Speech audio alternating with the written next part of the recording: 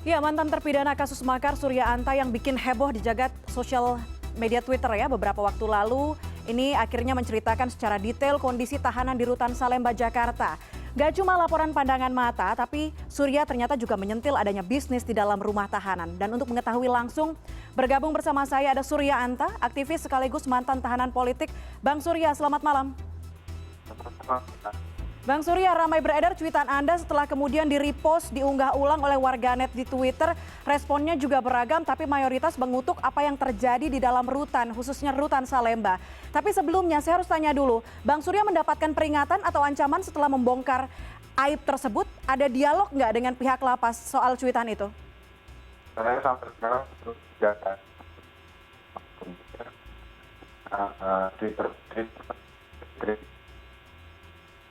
dan Twitter. Oke, Bang Surya, kita nampaknya ada gangguan komunikasi.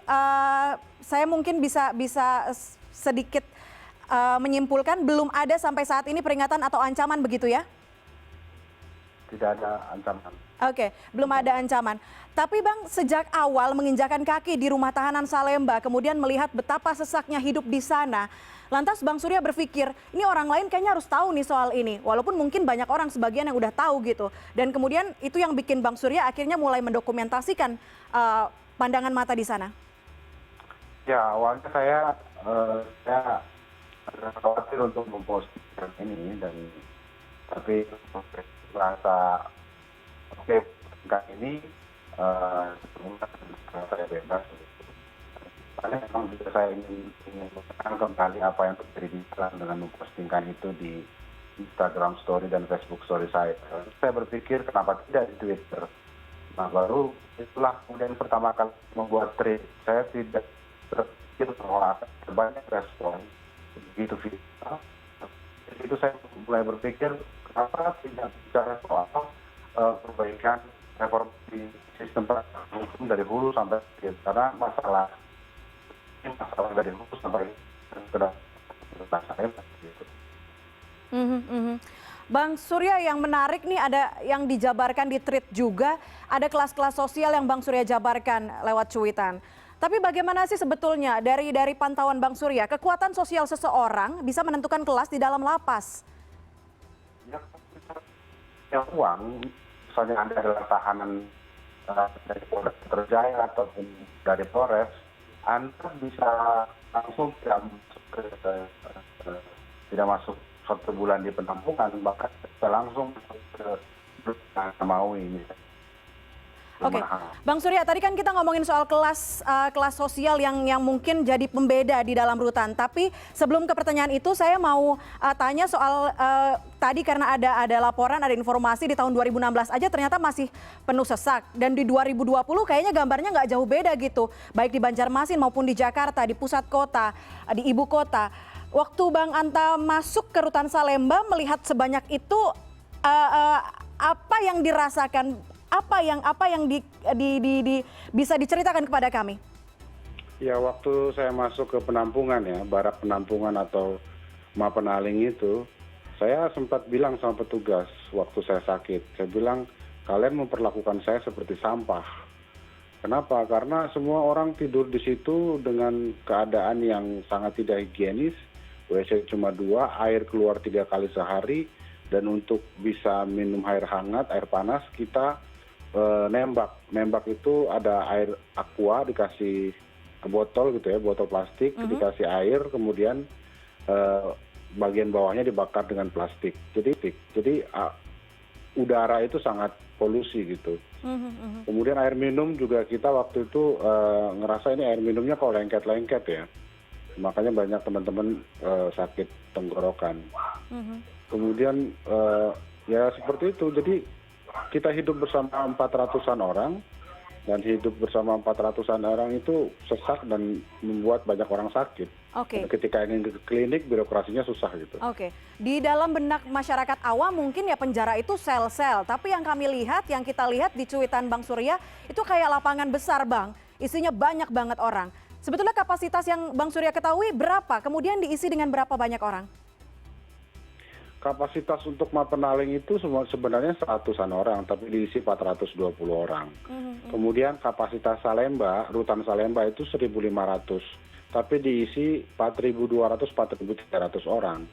Jadi banyak orang tidur di blok-blok itu, tidurnya di lorong-lorong, bahkan tidur di tangga-tangga. Mereka cari plastik atau cari karton, kardus supaya mereka bisa tidur.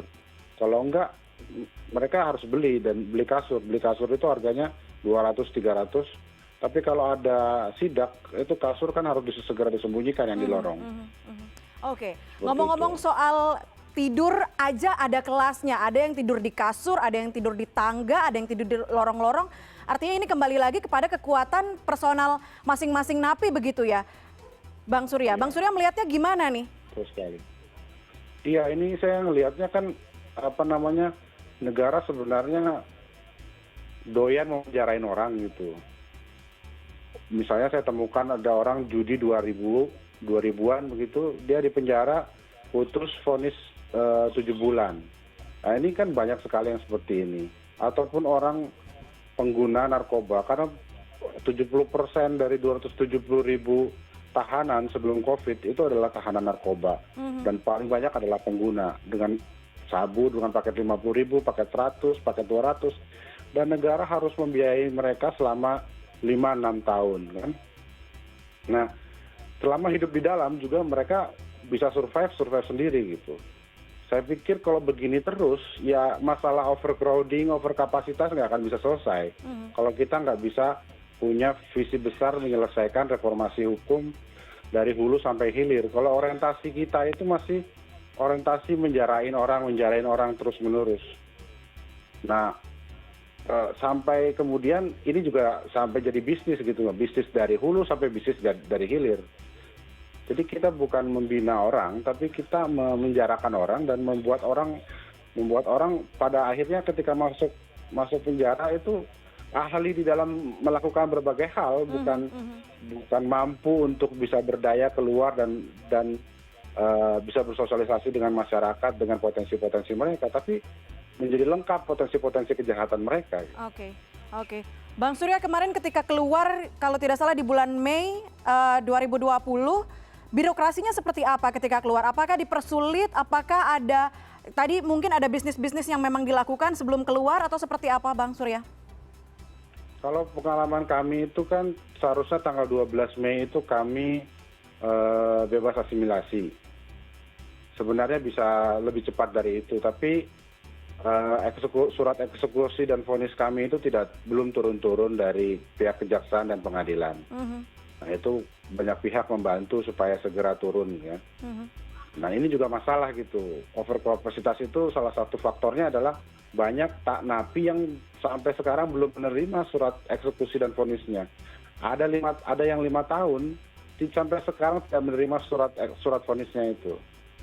Nah kemudian kembali dalam soal kami itu pihak kepala rutan mempermudah ya untuk mendapatkan bebas asimilasi. Tapi tanggal 12 itu kami sudah tes COVID, sudah angkat barang, sudah sampai depan kantor kepala biro registernya. Tapi mereka dapat telepon dari pihak pusat yang saya artikan sebagai Kemenkumham bahwa kami tidak bisa mendapatkan bebas asimilasi karena kami narapidana pasal makar. Tahanan politik. Harusnya kami kami masuk PP 99 tidak bisa menggunakan Permen Kumham. Nah kami juga waktu itu agak kesal ya karena kami ini kan maksudnya KUHP. Kami bukan undang-undang khusus. Tapi di PP 99 itu kami dimasukkan di dalam undang-undang khusus. Nah ini juga masalahnya. Kalau memang kita bicara ini adalah pandemi COVID, harusnya semakin banyak orang itu dikeluarkan, terutama saya setuju bahwa napi koruptor tidak perlu dapat bebas asimilasi untuk program COVID ini. Tapi 70% tahanan dan narapidana di penjara itu adalah tahanan pengguna narkoba begitu.